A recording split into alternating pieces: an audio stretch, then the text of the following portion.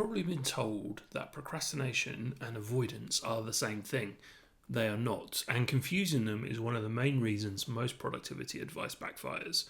Because if you treat procrastination like avoidance, you try to force your way through it, and that makes everything worse. If you've ever said to yourself, I'm just avoiding this because I'm lazy, or I'm self-sabotaging again, or I don't really want this badly enough, nothing is wrong with you. You're not broken. You're not secretly self-destructive. You're responding to something your nervous system thinks is unsafe. In this video, I'll show you the real difference between procrastination and avoidance, why treating them as the same thing quietly trains resistance, and how to work with your brain instead of fighting it. This isn't a discipline problem, it's a pressure and safety problem.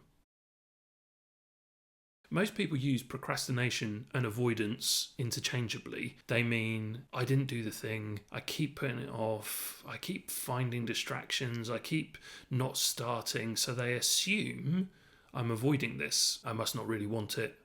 I must be self-sabotaging. But those explanations, they don't hold up, do they? Because you don't procrastinate on meaningless work. You procrastinate on important work. The email that matters, the project that could move you forward, the thing that actually has high stakes.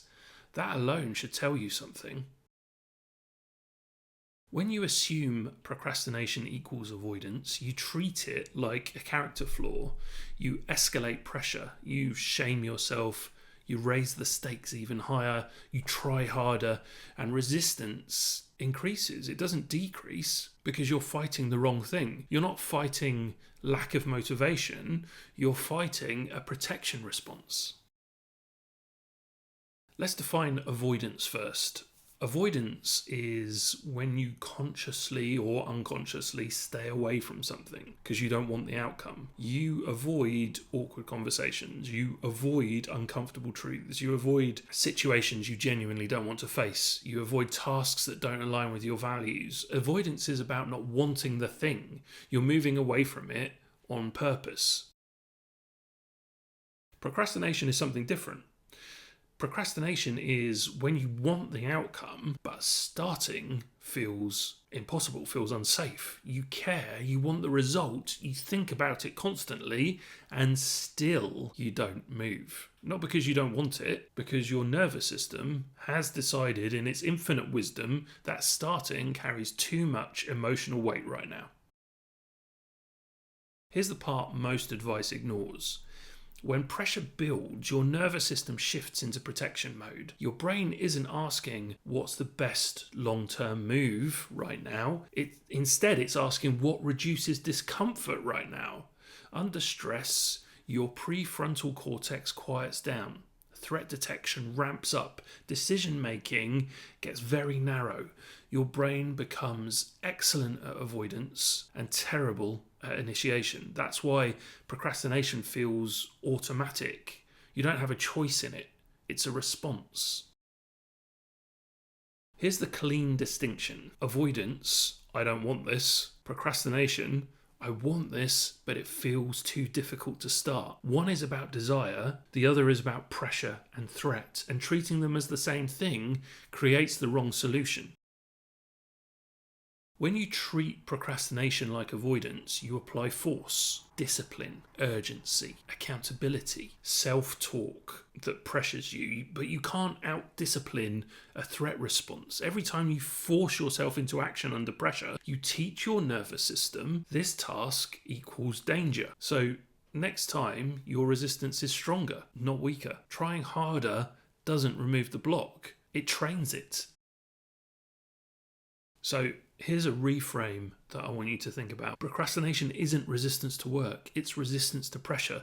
You're not avoiding the task, you're avoiding emotional exposure or uncertainty or a threat to your identity or the pressure of the outcome that you're after. So instead of asking, why am I avoiding this? You have to ask yourself, what pressure is my system responding to right now? That question changes the relationship you have with this thing. Here's what works better than force. There's 3 simple shifts that you can make. First, lower the pressure. Remove outcome thinking. Stop telling yourself this has to change everything. Second, shrink the task. Create a safe entry point.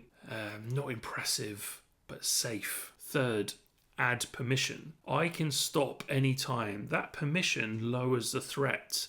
Threat is what blocks you from starting. So when procrastination shows up for you, pause.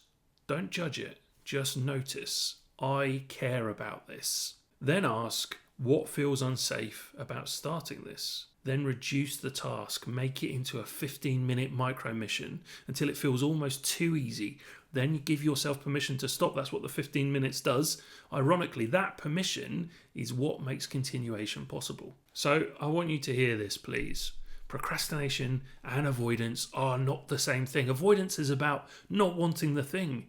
Procrastination is about wanting it and feeling too much pressure to start. You're not lazy, you're overloaded. And overloaded systems do not respond to force. They respond to safety. If you want a calm, step-by-step way to reduce internal pressure and rebuild momentum without forcing yourself or burning out, the momentum reset method is linked below. And if this resonated, let me know in the comments.